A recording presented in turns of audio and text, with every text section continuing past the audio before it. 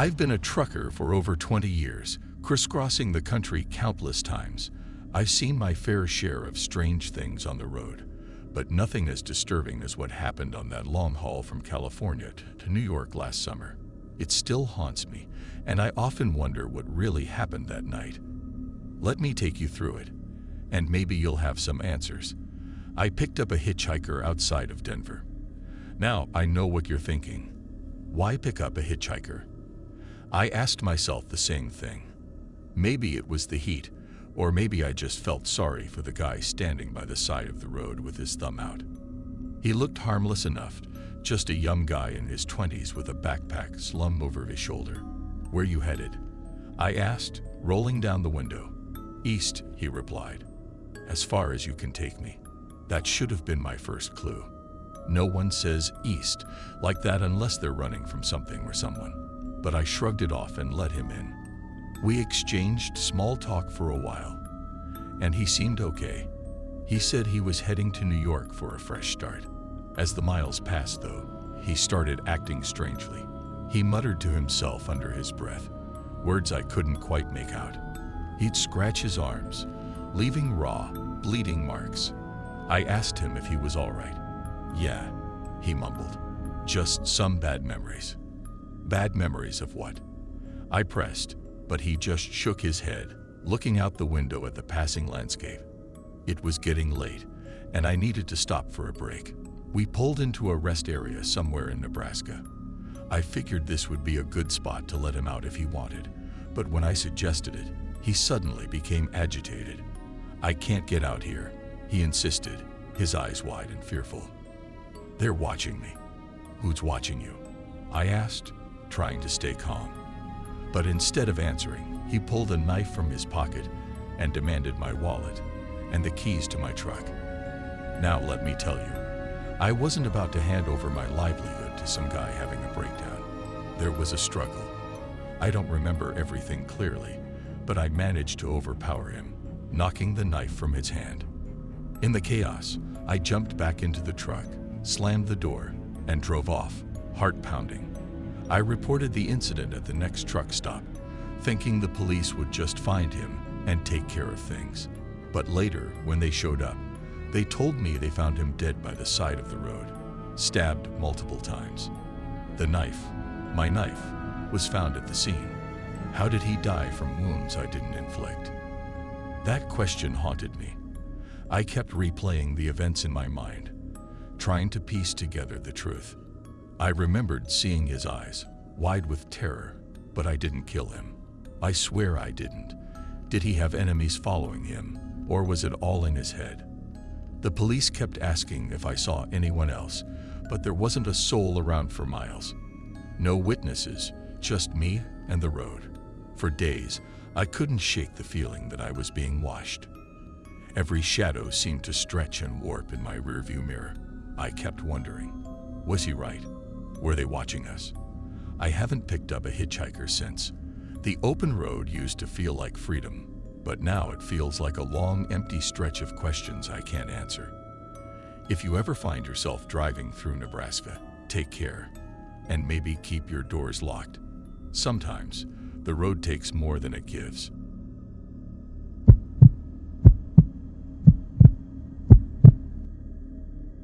I've been driving the lonely highways of Texas for years, hauling goods from one town to another, night after night. There's a certain peace you find on the road when most of the world is asleep. But last summer, I had an experience that shattered that peace and still haunts me to this day. It was a typical humid night, and I was making my usual run. As I drove along a deserted stretch of road, I saw a woman standing beside a broken-down car. She looked distressed, her clothes rumpled, and her hair a wild mess. I couldn't just drive past her. What if she really needs help? I thought. Hey, you okay? I asked as I pulled over and rolled down the window. She nodded but looked shaken, as if she'd seen a ghost. I need to get to the nearest town. Can you give me a ride? Sure, hop in, I said, trying to sound reassuring. I figured it was only a few miles to the next town, and it was the least I could do. She climbed into the passenger seat without another word. As we drove, she stared out the window, lost in thought. I tried making small talk. Car trouble, huh? You got someone coming to help? She didn't respond, just kept staring into the darkness. Her silence was unsettling, but I didn't press further. Maybe she'd had a long day, or maybe she was just too shaken to talk. After a while, I asked again, "Is there anyone you need to call when we get to town?" Still nothing. Just silence. It was like talking to a ghost. I figured she'd open up when she was ready, so I let it go. When we finally reached the small town, I pulled into a diner parking lot. "All right, we're here," I said, turning to face her. The passenger seat was empty. My heart skipped a beat. I hadn't heard the door open, hadn't felt the truck shift. She was just gone. I got out and checked the passenger door, which was still locked from the inside. My mind was racing. Had I imagined the whole thing? I went inside the diner to ask if anyone had seen her.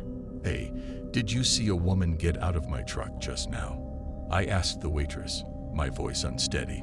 She shook her head. "No, hon. You came in alone. Everything okay?" "Yeah, just thought." "Never mind." I was starting to question my sanity when a local overheard and chimed in. "Did she look like she'd been through hell? Kind of wild-eyed." "Yeah, why?"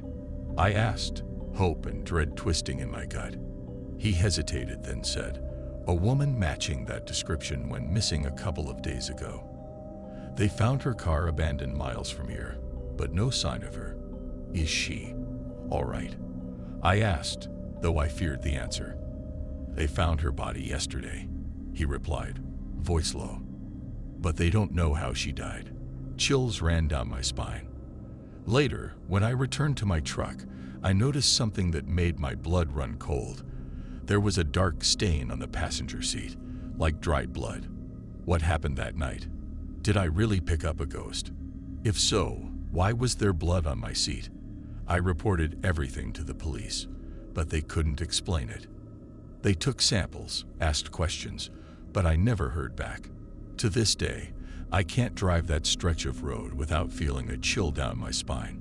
Who was she? What did she want from me? I don't have the answers, and maybe I never will. But I do know one thing. Some roads are lonelier than others, and not all passengers make it out alive.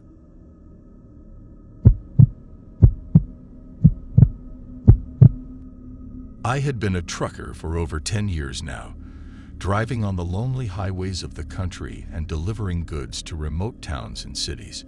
It was a tough job, with long hours on the road and minimal human interaction, but I loved the freedom it gave me. But one delivery changed everything for me. It was a simple job, to deliver a crate of vintage wine to a special event in a small town. The address was a little out of my regular route, but I didn't think much of it. I had delivered to stranger places before. As I drove along the winding road towards the town, the sun began to set and darkness engulfed the surroundings. I could feel a chill in the air and a sense of unease creeping up on me. I shrugged it off as just my imagination playing tricks on me. But as I got closer to the town, I couldn't shake off the feeling that something was not right. The streetlights were flickering, and there were no signs of any other vehicles on the road. It was like the town was deserted. As I finally reached the address, I was surprised to see that it was an old abandoned warehouse. I double-checked the address, thinking I had made a mistake, but it was the right one. I parked my truck outside and got out to check on the crate. The warehouse looked creepy with its shattered windows and graffiti-covered walls. The silence was deafening, and I could feel my heart racing. I tried to calm myself down and focused on the job at hand. I opened the back of the truck and started to unload the crate. As I was carrying it towards the entrance of the warehouse, I heard a noise. I stopped in my tracks and looked around, but there was no one in sight. I shrugged it off, thinking it was just the wind. But the next noise I heard was unmistakable. It was a high-pitched laughter coming from inside the warehouse. I dropped the crate and ran towards my truck. I could feel my heart pounding in my chest as I fumbled with my keys to open the door. I jumped inside and slammed the door shut, locking it. I turned on the engine and prepared to drive away when I saw a figure in my side mirror. It was a man, dressed in a tattered suit and wearing a creepy mask. He was staring right at me, his eyes piercing through the mirror. I put my foot on the gas and drove away as fast as I could. I could hear the sound of laughter fading in the distance. I kept driving until I reached a gas station, where I stopped to catch my breath. I told the gas station attendant about what had happened, but he just chuckled and said that it was probably just some teenagers playing pranks. I tried to brush it off as well, but I couldn't shake off the feeling of dread that had settled in my stomach. I decided to finish my job and deliver the crate to the event, thinking that would be the end of it. But when I arrived at the event, I was surprised to see that it was taking place at the same abandoned warehouse where I had just been. My heart started racing again as I remembered the creepy figure I had seen. I wanted to leave, but I couldn't. I had a job to do, and I couldn't afford to back out now. As I delivered the crate to the warehouse, I couldn't help but feel a sense of unease. The event organizers were dressed in strange outfits, and the whole place had a sinister vibe to it. I wanted to leave as soon as I could, but they kept insisting that I stay for a drink. That's when I saw him. The man in the creepy mask was there, serving drinks to the guests. I was frozen in fear, unable to move. He looked at me, and I could swear that he winked at me behind his mask. I finally managed to gather my nerves, and I ran towards my truck. As I was driving away, I could see the figure in the mirror, laughing hysterically. I swore to never come back to that town again. From that day on, I couldn't sleep peacefully. Every time I closed my eyes, I would see the figure in the creepy mask, laughing at me. I tried to convince myself that it was just my imagination, but I knew deep down that it was real. I never went on that route again, avoiding the town at all costs. But every once in a while, when I'm driving on a lonely highway, I can feel his presence, and I know that he's still out there, haunting me. Being a trucker used to be a dream job for me, but now it's turned into my worst nightmare. And I know that I will never be able to escape the memory of the trucker horror story.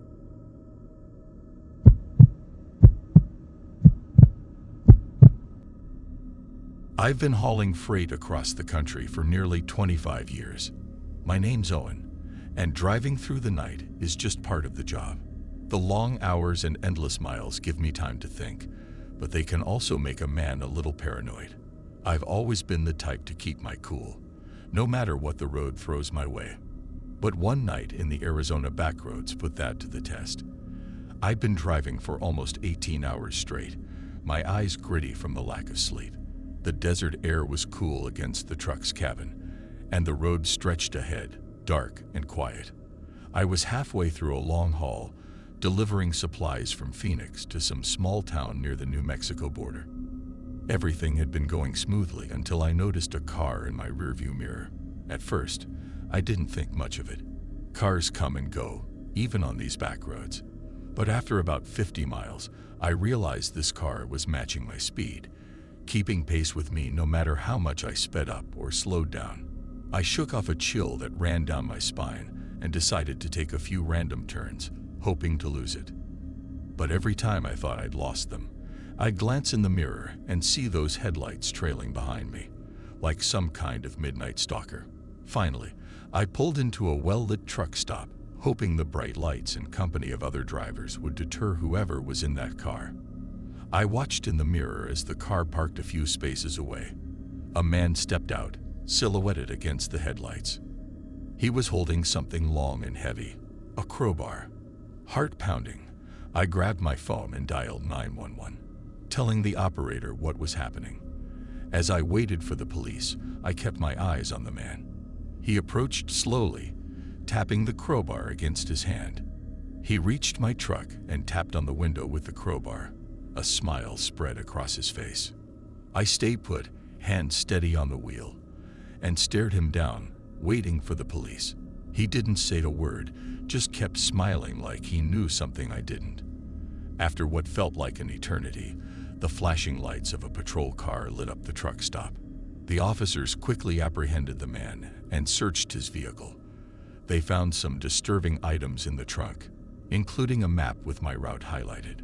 My blood ran cold at the thought that this guy had been tracking me, planning something I'd rather not think about. The cops took him away, and I was left in the safety of the truck stop, feeling a little shaken but grateful I'd trusted my instincts.